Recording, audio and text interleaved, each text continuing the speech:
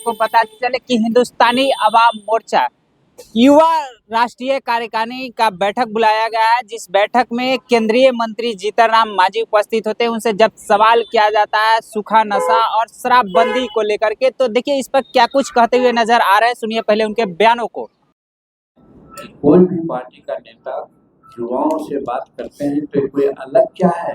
आज हम भी तो राष्ट्रीय कार्यकारिणी की बैठक कर रहे हैं युवा का, तो कोई अच्छा है, अपना है तो अपना उन्होंने किया है तो किए हैं, हमको उसमें कुछ नहीं करना है।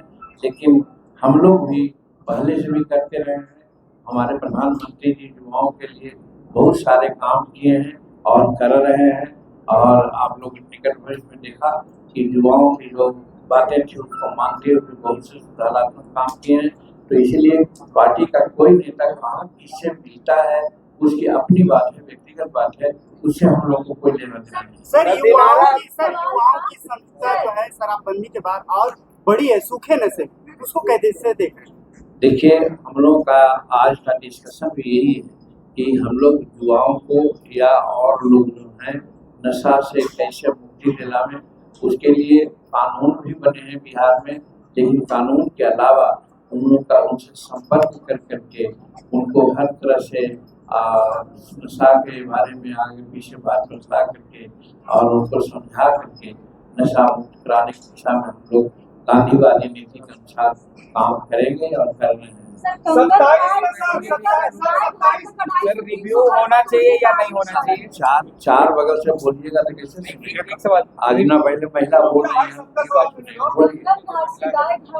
जो बस्ती में जो लोग रह रहे हैं 250-300 घर, उसको तोड़ने का आदेश आया। देखिए, कहीं कहीं अच्छा विकास के काम के लिए जिसमें आजकल जाने रहे हैं कि गाड़ी बहुत हो गई है और जाम की समस्या होती है, और वो जो वहाँ पर तोड़ने की बात आई है मैं नहीं जानता हूँ, आप बता रहे हैं।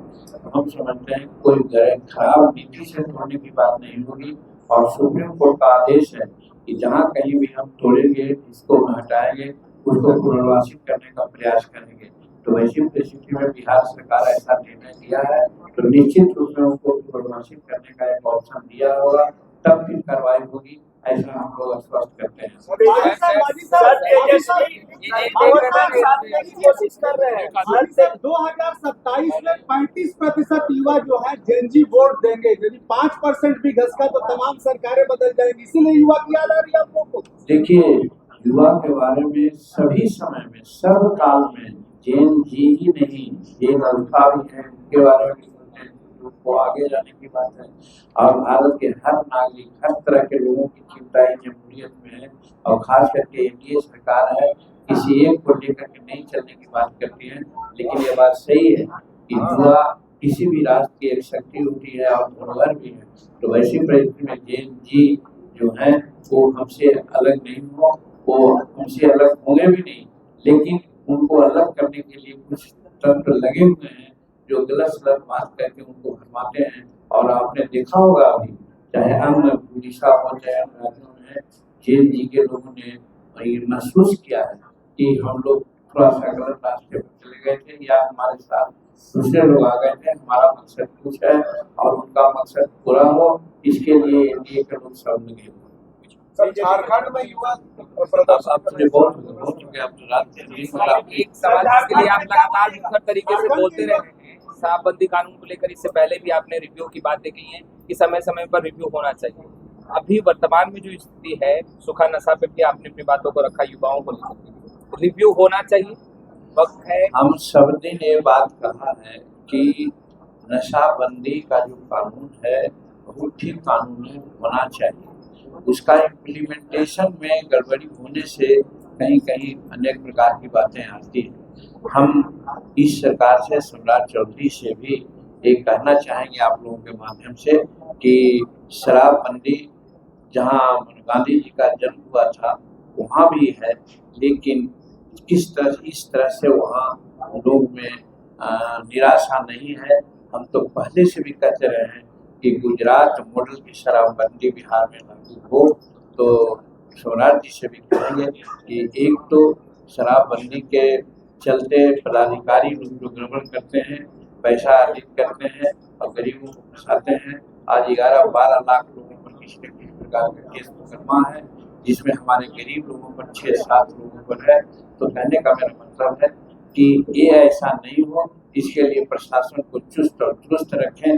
ये हम सम्राट चौधरी जी से और जो मुख्यमंत्री बिहार के हैं उनसे आप लोगों के माध्यम से करें। माजी सर, बांकीपुर चुनाव के बाद युवाओं की ज्यादा चिंता होने लगी है। छात्रों का आंदोलन हो रहा है। बांकीपुर चुनाव के बाद सर छात्राओं का जदयू ने भी युवाओं की बैठक की, समय आपने भी बता युवाओं की दीजिए, 1 घंटा बात कीजिएगा कि 2 घंटा बात कीजिएगा, तो कहीं लास्ट है। अगर लास्ट है तो सर बांकीपुर वाले हाँ, तो बांकीपुर चुनाव के बारे में हम कहना चाहते हैं कि ये जो जन स्वराज के लोग हैं, हमारे के यहाँ भी हमारे पद छोड़ने के बाद इमामगंज में भी वो चुनाव बाई इलेक्शन लड़े थे। कैसे वो चुनाव लड़ते हैं वो हम लोग जानते हैं। आज यहाँ पर उसी तरह से चुनाव लड़े और यहाँ पर जो हमारे नेता लोग थे, थोड़ा सा कोऑर्डिनेशन में कमी तो रही है और जनता से मिलजुल करके बात करना चाहिए था, लेकिन ये परंपरागत हमारी सीट थी और कास्ट लाइन पर या इक्वेशन के आधार पर भी सोचे तो हमारी जीत सुनिश्चित थी, लेकिन उसको अपने तरीका से जन स्वराज के लोग अपने पक्ष में कर लिया। तो ये टेम्पोररी फेज है, इससे कोई फर्क नहीं पड़ता है। और अगर वो समझते होंगे कि सिर्फ बांकीपुर सीट लेकर के बहुत बड़ा काम किया, जैसा कि आप लोगों ने अखबार वालों ने उनको हीरो बनाया है, वो गलत है। सामाजिक परिपेक्ष में उनका कुछ नहीं है, कोई परसेंटेज नहीं है। वो सिर्फ अपना मैनेजमेंट करते हैं चुनाव का और उसके चलते बहुत धनार्जन कर लिए हैं और इसके चलते धन का दुरुपयोग करके वो चुनाव जीतते हैं, चुनाव प्रचार करते हैं।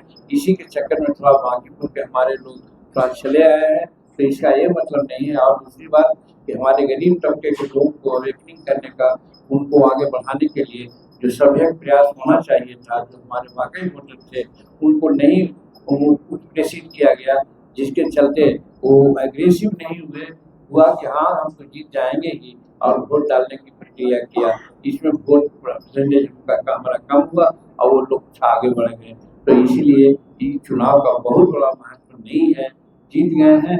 लेकिन ये निश्चित चुनाव भी तो देखा हाल ही में कि 200 से कई ज्यादा सीट पर जीते थे और सबों में उन्होंने वो क्या कहते हैं जमानत जब करवाया था, तुरंत ही क्या हो गया। तो इसका मतलब वो बहुत समाज सुधारक नहीं है, बहुत बड़ा बैरियर नहीं है। आते आते बड़ा बड़ा बात को बोल रहे हैं। हम समझते हैं कि वो सिर्फ ख्याली पुलाव बना रहे हैं, उससे बिहार की राजनीति में या भारत की राजनीति में।